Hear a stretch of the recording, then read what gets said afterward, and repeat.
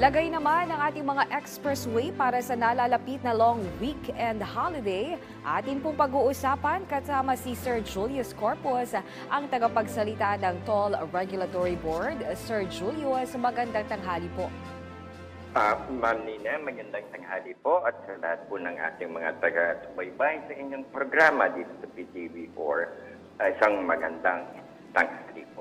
Okay, this is Eunice Monte po from Philippine Ports Authority. Pero ito po, unahin muna natin ang dry run ng cashless toll collection. Kamusta na po ang monitoring nyo at ano po ba yung assessment nyo dito? Ma'am Eunice? Is this Ma'am Eunice?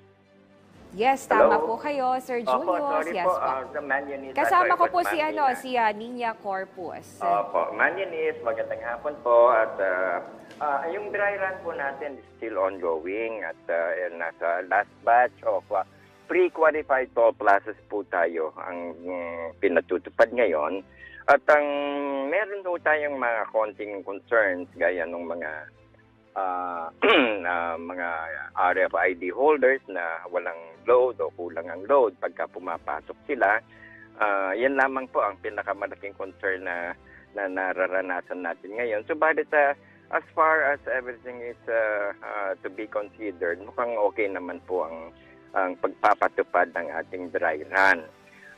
Tungkol naman po dito sa ating expressway conditions, which I thought is going to be the subject matter of your call, we are implementing po, Ma'am Eunice and Ma'am Nina, yung O-Plan biyahing ayos for the barangay and SK elections sabay po ng undas. At nagsisimula po ngayong araw na to hanggang sa November 5.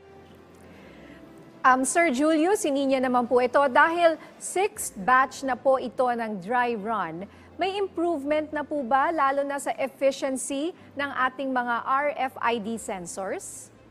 Tama po kayo, Ma'am Nina, no? We have observed a lot of things that needs to be improved, to be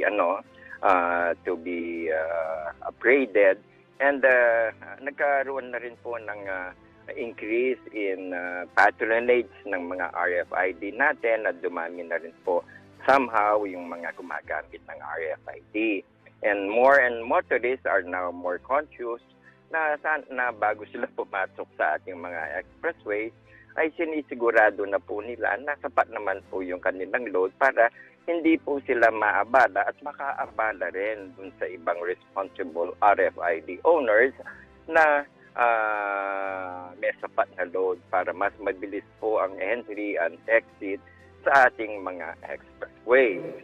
Yan po ang ano natin ngayon at we are looking forward to na as this goes on, more of our motorist users will be able to switch to payment through RFID rather than yung cash para po mas magiging smooth and mas convenient ang flow of traffic sa ating mga toll plaza.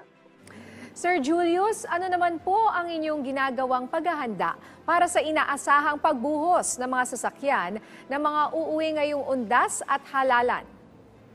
Tama po kayo, Ma'am Nina and Ma'am Eunice, no? Yung pong ating O-Plan biyahing ayos ay ating inilatag na po ngayong araw na to.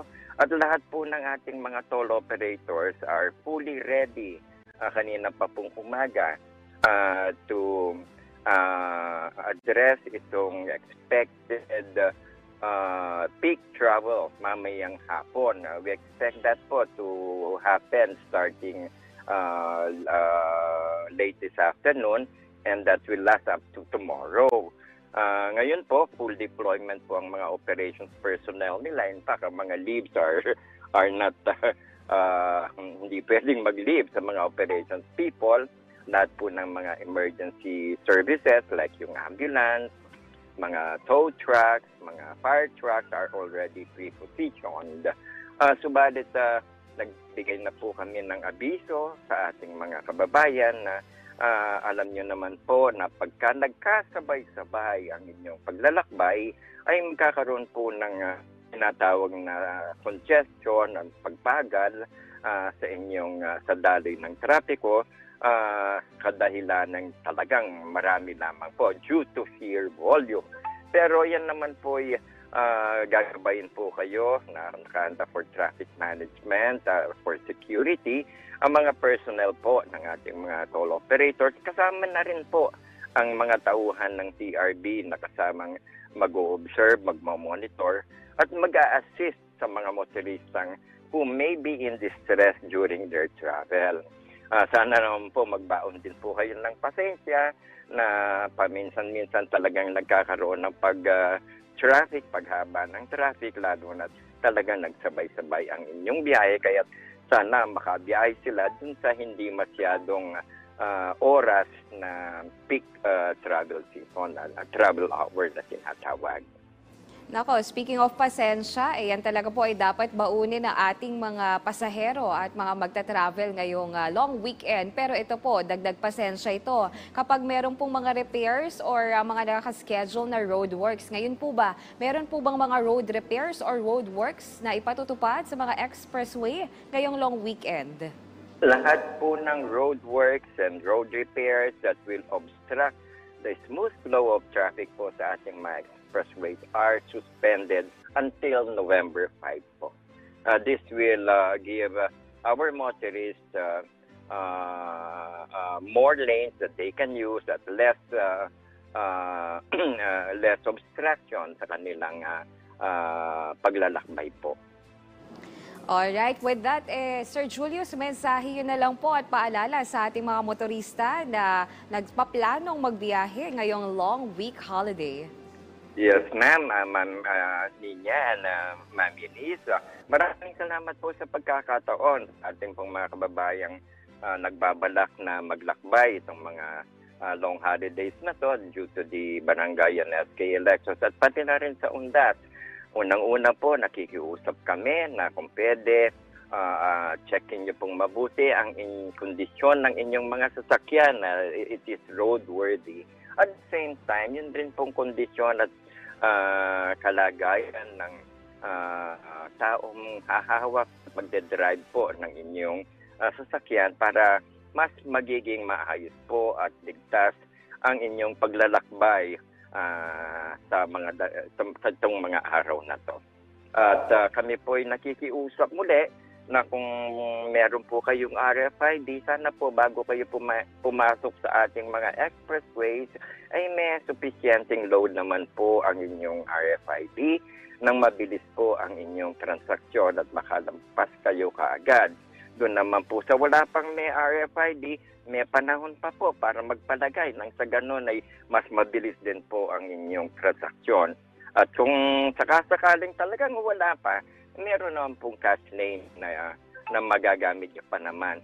So, sumunod lang kayo dun sa directional sign kung saan kayo pwedeng pumasok at magbayad ng cash. Subalit, asahan nyo po sa cash lane, mahaba po ang pila despite na maglalagay ng additional personnel, mga ambulance tellers na para matugunan ang haba ng traffic. Sana ho'y magkaroon kayo ng isang ligtas, komportable, mabilis at matiwasay na paglalakbay dito sa ating pong mga expressway. Maraming salamat po, Ma'am Nina and Ma'am Eunice. At ang panahon na po na yan para magpa-load na sa mga RFID ay ngayon na po para di na ma-traffic mamaya. At maraming salamat po sa inyong oras, Sir Julius Corpus, ang tagapagsalita ng Toll Regulatory Board.